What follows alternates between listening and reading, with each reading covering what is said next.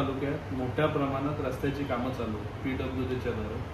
मध्यंतरी गेल्या महिन्यात जून अंजुरकी या रस्त्याला तिथूनचे काही ग्रामपंचायत सदस्य, पंचायत समिती सदस्य यांनी मला बोलवलं की साहेब, आम्ही ज्या पक्षात आहेत त्या पक्षातनं आम्हाला विरोध करता येत नाही, तर गायकवाड साहेब तुम्ही इथे या, तुम्ही काँग्रेसचे नेते, तुम्हाला कोणी इथे दाबू शकत नाही, म्हणून मला त्यांनी तिथे बोलवलं। मी त्या ठिकाणी गेलो, रस्त्याचं इन्स्पेक्शन केलं।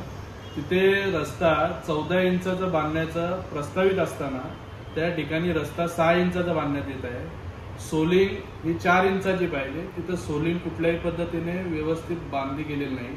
आज तिथे मोठ्या प्रमाणात हजारो टनच्या गाड्या तिथून जातात। त्याच पद्धतीचा रस्ता आज आपल्या भेवंडीवाडा रोड जो वर्षानुवर्ष तो बनत नव्हता, आज कुठे गव्हर्नमेंटने हजारो कोटी रुपये देऊन त्या रस्त्याचं बांधकाम करण्याची सुरुवात झाली, पण त्या रस्त्याची जी क्वालिटी मेंटेन केली गेली पाहिजे।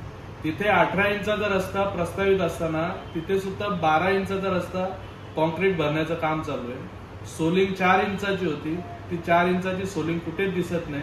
सोलिंग केल्यानंतर त्याच्यावरती एक छोटे लेअर येते कॉन्क्रीटचे, ते सुद्धा दिसत नाही। भुसा टाकून, माती मिक्स करून, डबल टाकून अशा पद्धतीचा रस्ता तिथे बनवण्याचं काम चालू आहे। अशाच पद्धतीचा रस्ता गेल्या वर्षभरापूर्वी आमच्या शेलार नदी नाका ते शेलार विभागात बांधण्यात आलं होतं।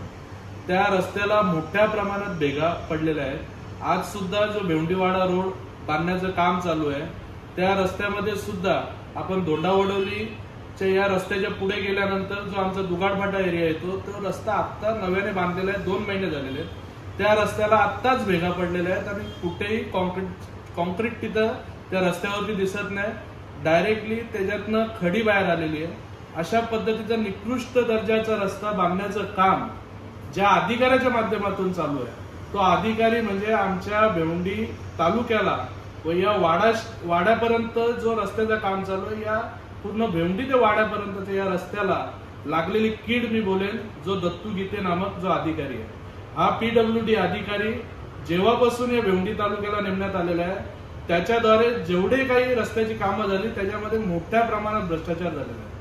मी तर बोलेन तुमच्या न्यूज चॅनलद्वारे की त्याची सीबीआय चौकशी करण्यात यावी, अन्यथा अशा पद्धतीने रस्ता जो बांधकाम चालू आहे हा 1 ते 1.5 वर्षामध्ये संपुष्टात येईल। रस्ता कुठेही जे हजारो कोटी आपण सरकारद्वारे लावत आहोत ते कुठेही दिसणार नाही आणि रस्ता आपल्याला मिळणार नाही।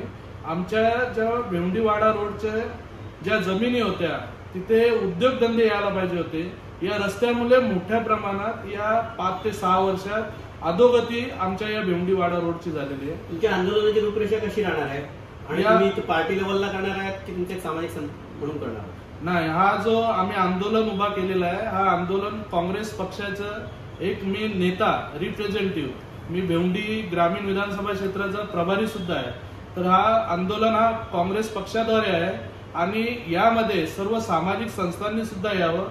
जे कोणी बोलत असतील का आम्ही सत्ताधारी पक्षात आहेत किंवा दुसऱ्या पक्षात आहेत, जर तुमचा पक्ष या भेवंडीवाडा रोडच्या राहणाऱ्या नागरिकांना न्याय देत नसेल तर तुम्ही सुद्धा या आंदोलनामध्ये सामील व्हायला पाहिजे, अशी माझी मागणी आहे।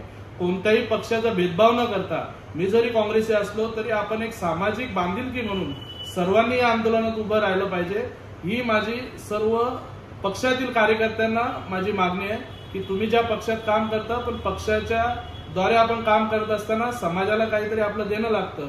तर भेवंडीवाडा रोड या आपल्या गावातील विकासासाठी रोड हा बनवण्यात येत आहे, पण त्याच्यामध्ये जर अधिकारी आपल्या भ्रष्ट मार्गाने आपल्याला चांगला रस्ता देत नसतील तर आपण पक्ष विसरून सर्वांनी एकत्रित या आंदोलनामध्ये उभं राहिलं पाहिजे। या मेसेजसाठी मी आज ही पत्रकार परिषद आयोजित केली।